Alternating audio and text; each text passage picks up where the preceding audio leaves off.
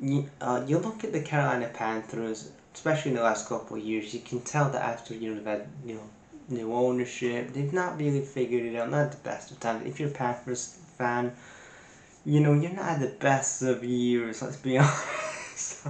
But it feels like in 2025, I think from my perspective, obviously, this is a guy that, again, this is from an outsider's POV.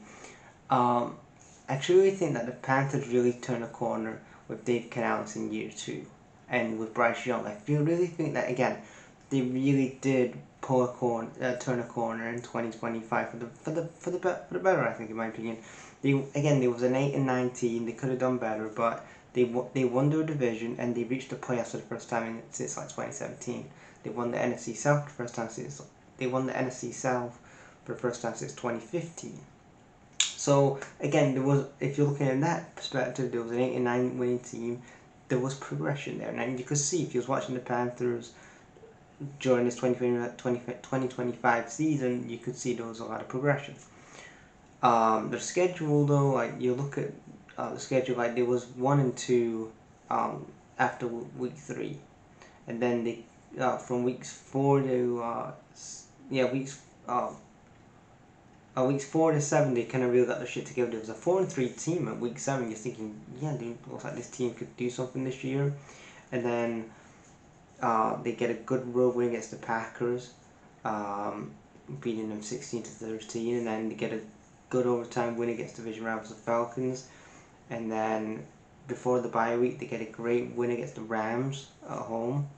And then they come off the bye week after the bye week of week 14. They then lose to the Saints on the road.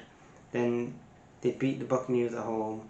Then they lose to the Seahawks, the eventual Super Bowl champions, by 27 points at home, and then they lose to the Buccaneers again. So again, they was doing well from like after week 14 and after those two defeats to like the 49ers and the Rams. After that win against the Rams, they turned a corner here. They were 7-6 at that point. And then, like I said, they go down to 8-9, losing to the fucking Saints and the Buccaneers twice, which didn't help. The draft approach this year, I did like that. Again, they focused on getting weapons for Bryce Young.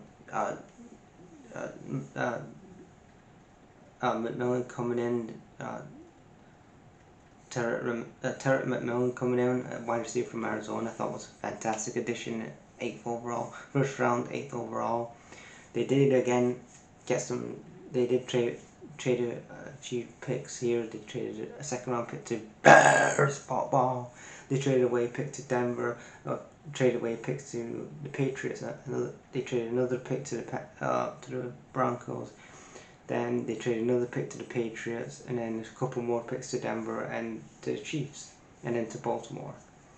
And then another great draft pick here was Nick Staunton. Nick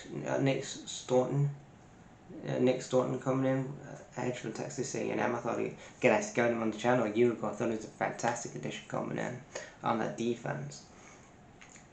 Princely Anamuli, edge from Ole Miss. Trevor Etienne, the brother of Travis Etienne, coming in. You got Travis Etienne coming in, and you focus on the run game from Georgia with Travis Etienne. Latham Ransom, safety from Ohio State. Again, you're beefing up that defense, which I was a big fan of. Cam Jackson coming in, defensive tackle from Florida. You have Mitchell Evans, tight end from Notre Dame, and then you finish off like the draft with a late 6th round pick, Jimmy Horton Jr., wide receiver from Colorado. So again, I like the mix here where you're beefing up that defense, you're beefing up the run game with Trevor Etienne, and then you're going back to tight end and wide receiver. I think again McMillan was the best of the bunch here. You're looking at Bryce Young, like I said earlier. I thought he had a good year. Again, he had over 3,000. He had over 3,000 passing yards this season, so he had a pretty impressive, productive year this year, in my opinion. Rico Dowley had over 1,076 rushing yards. McMillan McMillan had over 1,014 receiving yards. Their offense, though, they had the 27th best offense in the league, and that was kind of showing. Even though, yeah, they won the NFC South, it was a shit division, as we covered in the last video.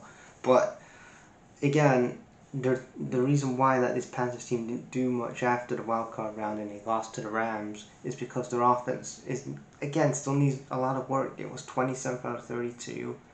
I think their offensive line needs to be addressed. Pass protection was one of the biggest problems with this team in 2025, and I think you've got to look at 2026 and address the offensive line, because again, you're not going to be winning championship winning football when your offensive line stinks. Look at the Lions. You don't want to be like the Lions with a with a meteoric offensive line and hoping that you can shut out the rest of the team by winning. It doesn't work that way. Look what happened with the Seahawks. Like, you've got to have a good defense, an elite level defense, and an elite level kind of offense to win a Super Bowl. And with your offense being 27th in the league, that is a huge red flag that has to be addressed.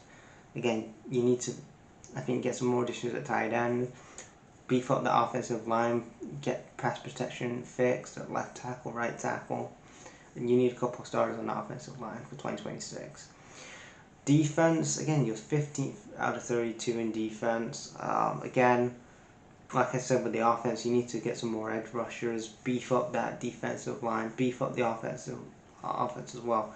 You do have about $9 million in cap space, so you do have a lot to work with as it comes to cap space. But again, if you release a couple of guys, and I don't know, but yeah, you only have $9 million in cap space, so you've got to be smart with who you're going to be getting in the offseason. Like I said, left tackle, right tackle, they need edge rusher. Draft, they have a first round pick, 19th overall. They do have a second round pick, 51st overall, and they have a third round pick, 83rd overall. And potentially they could have a fourth round pick, fifth, and a sixth, and a sixth, and a sixth. They could have a sixth round pick and a seventh round pick.